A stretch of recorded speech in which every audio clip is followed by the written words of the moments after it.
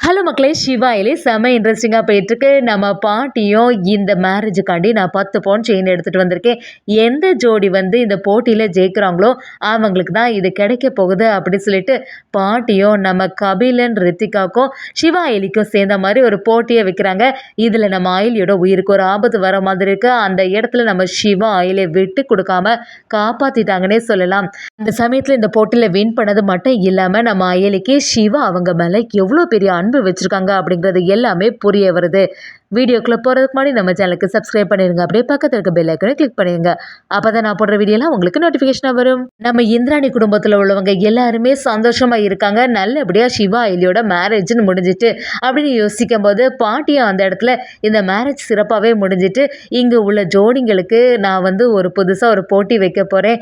நான் வந்து இந்த சுயம்வரத்துக்காண்டி 10 பவுனுக்கு போல செயின் எடுத்துட்டு வந்திருக்கேன் அப்படி சொன்ன உடனே நம்ம ரித்திகாவுக்கு முகத்துல சந்தோஷம் தாங்க முடியல. இதை எப்படியாவது நம்ம வாங்கிடணும் அப்படின்னு யோசிக்கும்போது பாட்டி அதில் தான் ஒரு ட்விஸ்ட் வைக்கிறாங்க. நான் வைக்கிற போட்டியில் யார் ஜெயிக்கிறாங்களோ அந்த ஜோடிக்கு தான் இந்த பரிசு கிடைக்கும்னு சொல்லிடுறாங்க. இதில் வந்து கண்டிப்பாக இந்த கபிலனும் ரித்திகாவும் சேரணும். அது மட்டும் இல்லாமல் அவங்களுக்கு இன்னொருத்தங்களாட்டு நம்ம சிவாவும் அயலியும் சேரணும். இவங்க 2 ஜோடிக்குள்ளேயும் போட்டி வைக்க போகிறோம் அப்படின்னு சொல்கிறாங்க. அதை கேட்ட செல்வனாயும் நம்ம ரித்திகா கிட்ட காதல ரித்திகா போட்டி வேற நடக்க போகுது, இதில் நீ ஜெயிச்சிருவ தானே அப்படி சொல்லும்போது ரித்திகாவும் என்னத்தை பேசிட்டு அவங்க தான் ஏதோ ஒன்று போட்டின்னு சொல்லிட்டு புரியாமல் பேசிட்டு இருக்காங்க. எப்படி இருந்தாலும் இந்த போட்டியில் நான் ஜெயிக்க தான் போகிறேன், நீங்கள் எதுக்குமே கவலைப்படாதுங்கன்னு சொல்லிடுறாங்க. நம்ம அயலியும் சிவாவும் எப்பவும் போல சாதாரணமாக இருக்கும்போது நம்ம பாட்டியும் சரி போட்டிக்கு தயாரா அப்படின்னு சொல்லும்போது நம்ம இந்திராணியும் பாட்டிக்கிட்ட பாட்டி நீங்கள் வந்த பிறகு இந்த வீடே ரொம்ப கலகலப்பாக இருக்குது, சரி போட்டி என்னன்னு சொல்லுங்களேன் அப்படி சொல்லும்போது பாட்டி அந்த இடத்துல நம்ம சிவா அயலிக்கிட்டேயும் நம்ம ரித்திகா கிட்டேயும் சரி நான் சொல்கிற மாதிரி நீங்கள் செய்யணும், இன்றைக்கி ஒரு நாள் ஃபுல்லாக நீங்கள் 2 பேரும் உங்களோட கையை வந்து பிடிச்சிட்டே தான் இருக்கணும், கையை எப்போவுமே பிரிக்கவே கூடாது, 2 பேரும் சேர்ந்தே தான் இருக்கணும்னு சொல்லிடுறாங்க. அதை கேட்ட நம்ம ரித்திகா கபிலனுக்கு பயங்கரமாக டென்ஷன் ஆகுது. நம்ம அயலியும் சிவாவை பார்த்து என்ன சிவா இப்படிலாம் சொல்லிட்டு இருக்காங்க, என்ன செய்கிறது, இதுலேருந்து தப்பிக்கவும் முடியாது அப்படி சொல்லும்போது நம்ம சிவாவோட மனசுக்கு மட்டும் சந்தோஷமாக இருக்குது. கண்டிப்பாக நம்ம அயலிக்கிட்ட மனசில் இருக்கதை சொல்லிடணும், எத்தனை நாள் தான் நம்ம மறைச்சிட்டே இருப்போம், இன்றைக்கி கண்டிப்பாக உண்மையை சொல்லிட வேண்டியதான், அயலியை நம்ம விரும்புகிறத அவள்கிட்ட வெளியில் சொன்னாதானே அவளுக்கு புரியும்னு சொல்லிட்டு நம்ம சிவாவோ மனசுக்குள்ளே யோசிக்கிறாங்க.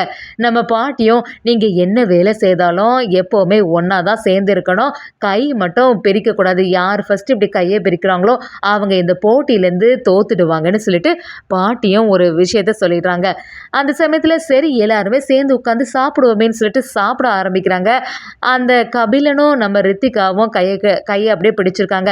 நம்ம கபிலனும் அப்படியே யோசிக்கிறாங்க, எப்படி நம்ம கையை பிடிச்சிட்டு சாப்பிட முடியும், நம்மளால தான் சாப்பிட முடியாதுன்னு யோசிக்கும்போது அதே சமயத்தில் அந்த சைடு நம்ம சிவாவும் அயலும் இருந்துட்டுருக்காங்க. நம்ம ரித்திகாவும் எப்படி கையை பிடிச்சிட்டே நம்ம சாப்பிட முடியும், என்ன இது புதுசாக இருக்குது, எப்படி இதெல்லாம் சாத்தியமே கிடையாதுன்னு சொல்லிட்டு சத்தம் போடும்போது நம்ம பாட்டியும் அதில் தான் ஒருத்தங்க புரிஞ்சுக்கிறது இருக்குது அப்படின்னு சொல்கிறாங்க. நான் கரெக்டாட்டு சாப்பாடு எல்லாம் பரிமாறிட்டு இருக்கும்போது நம்ம ரித்திகா லட்டை பார்த்துடுறாங்க. இதுக்கு மேலே நம்ம வந்து சும்மா இருக்க முடியாது, உடனே சாப்பிட வேண்டியதான் அப்படின்னு சொல்லிட்டு கபிலன் பசிக்கையில் இருக்காங்க கூட பார்க்காம நம்ம ரித்திகா சரியாக வெளுத்தெடுக்கிறாங்க. அதை பார்த்த கபிலன் அப்படியே அதிர்ஷ்டி ஆயிடுறாங்க. என்ன ரித்திகா நான் சாப்பிடாம இருக்கேன், அது கூட நீ கவனிக்காமல் இருக்கிறே அப்படின்னு சொல்லும்போது நமக்கு சாப்பாடு தான் முக்கியங்கிற மாதிரி நம்ம ரித்திகா சாப்பிட்டுட்டு இருக்காங்க. அதே சமயத்தில் இந்த சைடு பார்த்தீங்கன்னா நம்ம சிவாவும் அயலிக்கிட்ட அயலி சாப்பிடாம இருக்கிறத கவனிச்ச உடனே சரி அயலி நான் உனக்கு ஊட்டி விடுறேன் அப்படின்னு சொல்லிட்டு நம்ம சிவா அயலியோட வாயில ஊட்டி விட நம்ம அயலியும் சிவாவுக்கு ஊட்டி விட்டுட்டு இருக்காங்க.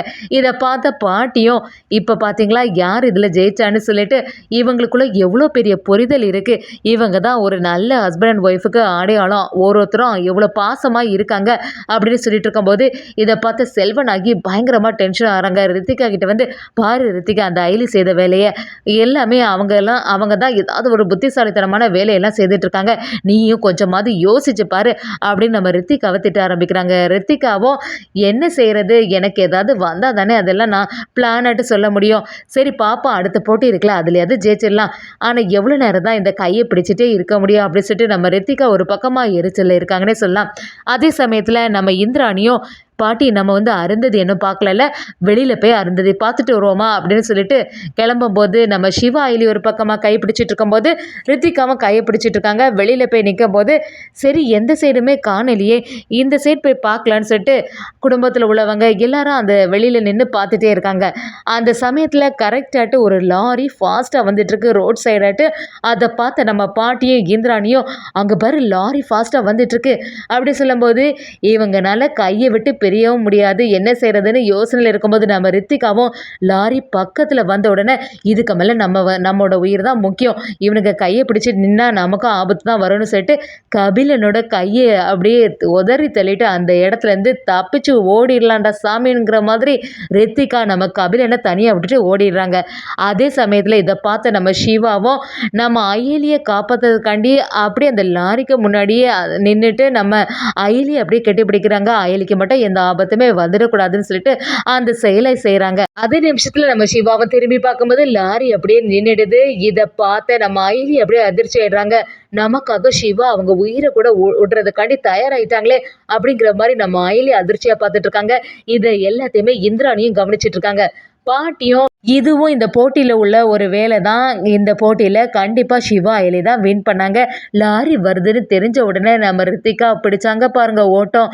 அதில் எப்படி இருந்தாலுமே ரித்திகா இப்படியா செய்வாங்க, உன்னோட ஹஸ்பண்டை நீ இப்படி தனியாக விட்டுட்டு நீ பாட்டுக்கு பழச்சா போதும்னு சொல்லிட்டு வந்துட்டேன், இதில் என்ன புரிதல் இருக்குது, இதில் என்ன அன்பு இருக்குது பாத்தியா, சிவா வந்து அயலிக்கு ஒரு ஆபத்து வரும் தெரிஞ்ச உடனே அப்படியே எப்படி காப்பாற்றுறான்னு சொல்லிட்டு அதில் தான் அன்பும் புரிதலும் இருக்குது. இப்போ புரிஞ்சுதான் யார் ஒரு சிறந்த ஹஸ்பண்ட் அண்ட் ஒய்ஃபு அப்படி சொல்லிட்டு பாட்டியும் நம்ம ரித்திகா கிட்ட சொல்ல ஆரம்பிக்கிறாங்க. இதை பார்த்து நம்ம இந்திராணிக்கு நல்லாவே தெளிவாக புரிஞ்சுட்டு இனிமே நம்ம சிவா அயலியை சந்தேகமே படக்கூடாது, சிவாவும் அயலி தான் உண்மையான ஹஸ்பண்ட் அண்ட் ஒய்ஃப் அப்படிங்கிறது மாதிரி நம்ம இந்திராணிக்கு ஒரு எண்ணம் வந்துட்டேன்னு சொல்லலாம். பாட்டியை நம்ம அயலி கிட்ட வந்து அயலி நான் தொடக்கத்துலேருந்தே பார்த்துட்டே இருக்கேன், நீ வந்து குடும்பத்தை நடத்துறதும் சரி நம்ம சிவாக்கு மேலே அன்பாக இருக்கதும் சரி எல்லாமே பார்க்கும்போது ரொம்ப நல்லா இருக்குமா, நீங்கள் கண்டிப்பாக உனக்கு நீயே தாலி கட்டுறதுக்கு வாய்ப்பே இல்லை, சிவா மேலே ரொம்பவே அன்பாக இருக்க, அதே சமயத்தில் சிவாவும் உனக்கு மேலே ரொம்பவே அன்பாக இருக்கா, ரெண்டு பேரும் இப்படி தான் வாழ்க்கை முழுக்க நல்லபடியாக இருக்கணும் ஒற்றுமையாக இருக்கணும்னு சொல்லிட்டு பாட்டியும் நம்ம சிவா அயலிக்கிட்ட சொல்கிறாங்க. அது மட்டும் இல்லாமல் பாட்டியும் இந்த போட்டியில் யார் ஜெயிக்கிறாங்களோ அவங்களுக்கு வந்து நான் இந்த பரிசை கொடுப்பேன்னு சொன்னேன்ல, அதே மாதிரி இந்த செயின் உனக்கு தாம்மா அப்படி சொல்லிட்டு நம்ம அயலிக்கிட்ட கொடுக்க ஆரம்பிக்கிறாங்க.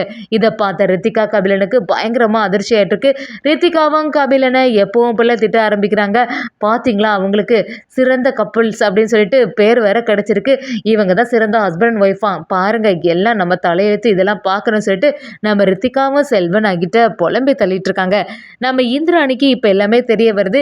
இந்திராணியும் இனிமே இவங்கள சந்தேகமே படக்கூடாது, சிவாவும் அயலியும் நிஜமாவே ஹஸ்பண்ட் அண்ட் ஒய்ஃப் தான் அப்படின்னு சொல்லிட்டு யோசனையில் இருக்காங்கன்னு சொல்லலாம். அதே சமயத்தில் நம்ம அயலியும் சிவா கிட்ட வந்து என்ன நீங்கள் இப்படி ஒரு செயலை செய்வீங்க நான் கொஞ்சம் கூட எதிர்பார்க்கல, லாரி வருதுன்னு தெரிஞ்ச உடனே எதுக்காக எனக்கு ஆபத்து வரக்கூடாது அப்படின்னு சொல்லிட்டு இப்படி பண்ணீங்க அப்படி சொல்லும்போது நம்ம சிவாவும் பின்ன என்ன அயலி உனக்கு மேலே அவ்வளோ எனக்கு பாசம் இருக்குது, அது மட்டும் இல்லாமல் அக்கா எல்லாத்தையும் நம்பண்டாமா அப்படின்னு சொல்லிட்டு நம்ம சிவாவும் அயலிக்கிட்ட ஆக்டிங் கொடுக்குறாங்கன்னு சொல்லலாம். என்னதான் இருந்தாலும் நம்ம அயலிக்கு சிவாவோட அன்பு எல்லாமே புரிய ஆரம்பிக்குதுன்னே சொல்லலாம்.